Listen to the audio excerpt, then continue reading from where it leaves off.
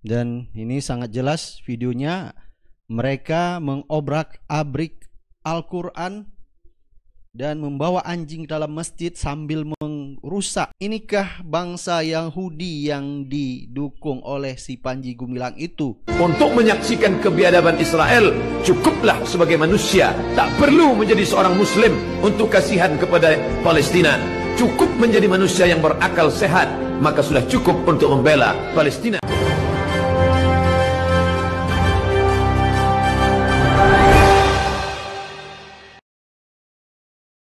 Assalamualaikum warahmatullahi wabarakatuh. Kembali lagi di suara Anda. Dan ini ada berita terbaru dan video terbaru, yaitu kekejaman Israel, kebiadaban Israel dan kekejian Israel, yaitu dengan mengobrak-abrik dan merobek-robek Al-Quran. Dan ini terjadi di pemukiman Palestina. Dan video ini berhasil direkam melalui CCTV dan disebarkan di media sosial Twitter. Baik, untuk lebih jelas langsung aja kita lihat video selengkapnya. Coba Anda lihat anjing dibawa dalam masjid dengan melempar begitu saja Al-Quran dan diobrak-abrik begitu saja. Cukup biadab memang Israel Yahudi ini. Dan ini kejadian di pemukiman Palestina. Dan mereka juga merusak masjid. Dan ini sangat jelas videonya, mereka mengobrak-abrik Al-Quran dan membawa anjing dalam masjid sambil merusak dan merobek-robek Al-Quran. Tindakan yang sangat keji oleh Zionis Yahudi ini. Dan ini benar-benar menghina umat Islam seluruh Indonesia.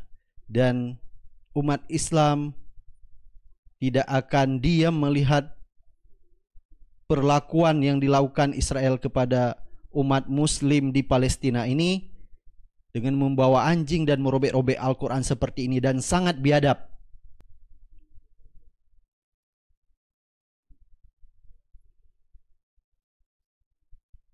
Bertahun-tahun Muslim Palestina merasakan kebejatan yang dilakukan oleh Israel Zionis laknatullah alaihi. Jadi video ini dilansir dari akun Twitter Yunis. Dia mengatakan Israeli terrorist settler attack the mosque in the Oref and began to tear apart the Holy Quran after vandalizing the mosque. Jadi pemukim teroris Israel menyerang masjid di Oref dan mulai mengobrak-abrik Al-Quran setelah merusak masjid. Dan ini sangat-sangat biadab sekali. Jadi berita ini dilansir dari sindonews.com. Lihat sendiri, pemukim Israel bawa anjing masuk ke masjid, robek-robek dan injak-injak Al-Quran. Tepi barat, pemukim Israel tadi malam pada tanggal 22 Juni 2023 menyerang warga Palestina di distrik Masafer Yatta di selatan Hebron tepi barat yang diduduki. Kabar tersebut dilaporkan kantor berita Wafa. Menurut aktivis lokal Osama Al-Mahhamreh, para pemukim dari Hafat Ma'on berada dalam perlindungan pasukan Israel saat menyerang para pengembala Palestina dan warga sipil di desa Khibbet Tuba yang berbasis di Masafer Yatta, mengakibatkan warga luka parah. Semua pemukiman Israel di tanah Palestina yang diduduki adalah ilegal menurut hukum internasional. Begitu pula para pemukim yang tinggal di sana.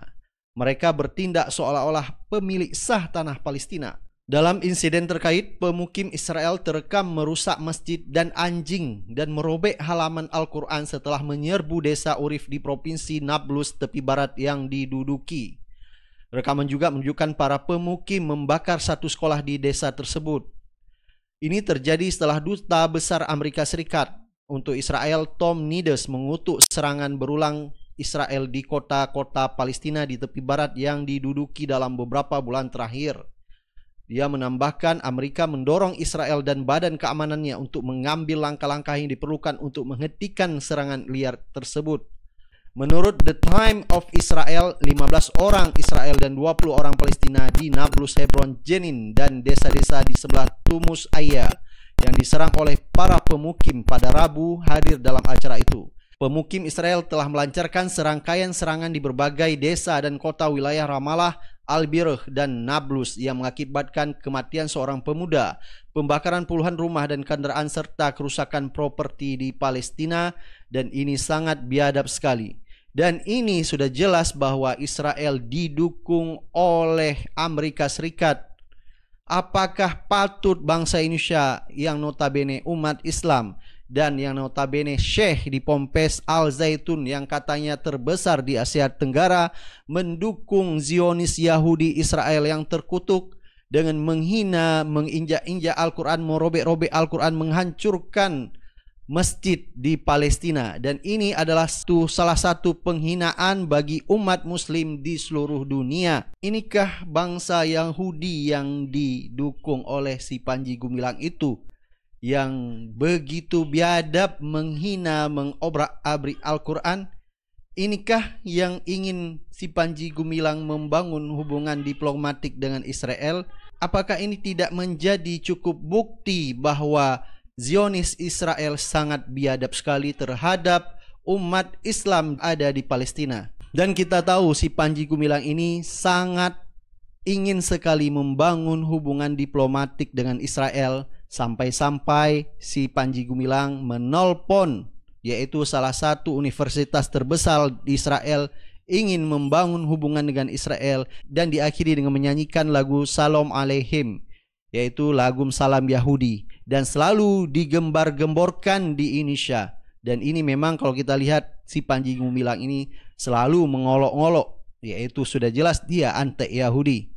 Jami'a ikhwani bi Ma'hadis Zaitun lana irada isal al-ukhuwah baina Indonesia wa Israel, kadhaka siyasiyya wa kadhaka ghair siyasiyya. Awalan ana kuntu hadir ila Tel Aviv, ba'da dhak ana ahmiluka ila Jakarta. Sepatutnya kita mengutuk kekejaman dan kekejian Israel tersebut. Dan Ustadz Abdul Somad juga pernah menjelaskan siapakah Israel tersebut dan kenapa kita harus benci kepada Israel. Baik, untuk lebih jelas langsung aja kita lihat videonya. Orang yang berkata tidak ada hubungan kita dengan Palestina, itu murni hubungan konflik antara Palestina dengan Israel, maka dia tidak mengerti ajaran Islam. Kita baca Al-Quran. Subhanalladzi asra bi'abdihi laylan minal masjidil haram ilal masjidil aqsa. Kalau orang mengatakan itu Palestina tidak ada hubungan agama, maka Masjidil Aqsa terletak di Palestina. Nabi Musa hijrah ke Palestina, Nabi Isa lahir besar di Palestina, dan Muhammad sallallahu alaihi wasallam Isra Mi'raj ke Palestina, barulah naik ke Sidratul Muntaha. Maka hubungan kita bukan sebagai hubungan kemanusiaan, tapi hubungan yang lebih kuat. Asyhadu an la ilaha illallah wa asyhadu anna Muhammadan Rasulullah. Andai kau bukan seorang muslim, andai tak percaya kepada Muhammad, untuk menyaksikan kebiadaban Israel, cukuplah sebagai manusia, tak perlu menjadi seorang muslim untuk kasihan kepada Palestina. Cukup menjadi manusia yang berakal sehat, maka sudah cukup untuk membela Palestina. Ingin tanya Ustaz, kenapa Israel tidak dibinasakan seperti kaum yang sudah binasa? Iya juga. Saya berjumpa dengan Syekh Abdus Sattar. Siapa namanya? Abdus Sattar. Syekh Abdus Sattar belajar di Makkah. Nama guru Syekh Abdus Sattar namanya Abdul Karim Al-Maqdisi. Siapa namanya? Abdul Karim Al-Maqdisi. Syekh Abdul Karim Al-Maqdisi menangis di depan Syekh Abdus Sattar, bercerita tentang tentara Israel di kampungnya Palestina mengambil pisau bayonet, mengumpulkan perempuan-perempuan hamil, lalu mereka tebak-tebakan, ini laki-laki apa perempuan? Laki-laki apa perempuan? Laki-laki apa perempuan? Laki-laki apa perempuan? Ditusukkannya, dirobeknya perut umat Islam itu di depan orang Israel. Kenapa tidak dibinasakan Allah dia? Kenapa tidak dimatikan Allah? Menangis Syekh Abdul Karim Al-Maqdisi bercerita kepada Syekh Abdul Sattar. Syekh Abdul Sattar menceritakan itu berlinang air mata. Aku sekarang menceritakan itu kepada kalian dengan berlinang air mata. Kenapa tidak dibinasakan Allah SWT? Kaum Ad mati, hancur. Kaum Samud mati.